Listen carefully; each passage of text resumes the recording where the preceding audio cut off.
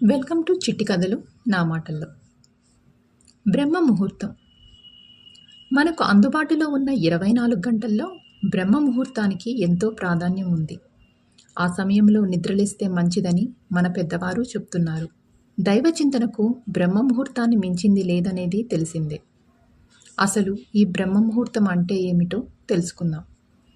బ్రహ్మ ముహూర్త సమయం, దీన్నే అమృత సమయమని, బ్రహ్మకాలమని అంటారు.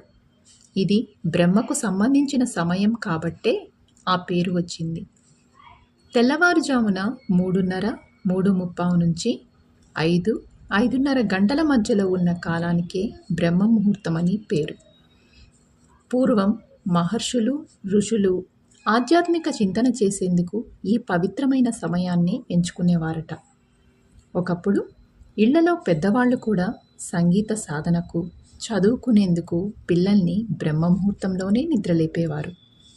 సూర్యోదయానికి దాదాపు 1:30 లేదా 1:36 ముందుగా వచ్చే ఈ సమయంలో నిద్రలేచి కాలకృత్యాలు తీర్చుకొని ఆ తరువాత అరుణోదయాన్ని చూస్తే ఆరోగ్యానికి ఎంతో మంచిది.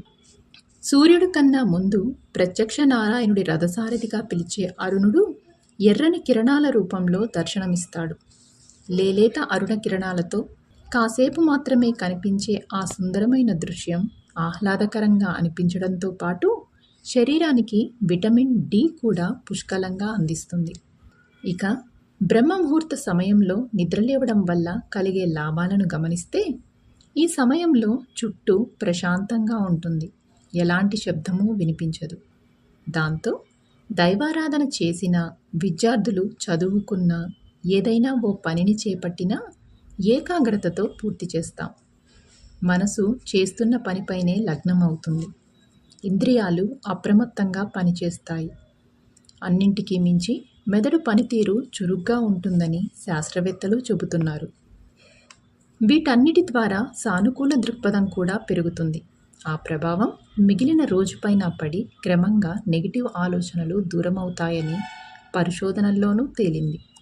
అంతేకాదు, ఈ సమయంలో గాలి కూడా పరిశుభ్రంగా ఉంటుంది.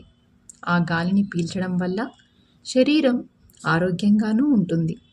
ఒత్తిడి సమస్య కూడా అదుపులోకి వస్తుంది. వీటన్నిటి కారణంగా జీర్ణ వ్యవస్థ, జీవక్రియల పనితీరు మెరుగ్గా ఉంటుంది. ముఖ్యంగా ఏవైనా వ్యాయామాలు, ధ్యానం వంటివి చేయాలనుకునే వారికి, వ్యక్తిగత అభివృద్ధి కోసం దృష్టి పెట్టే వారికి ఇదే సరైన సమయమని చెప్తారు.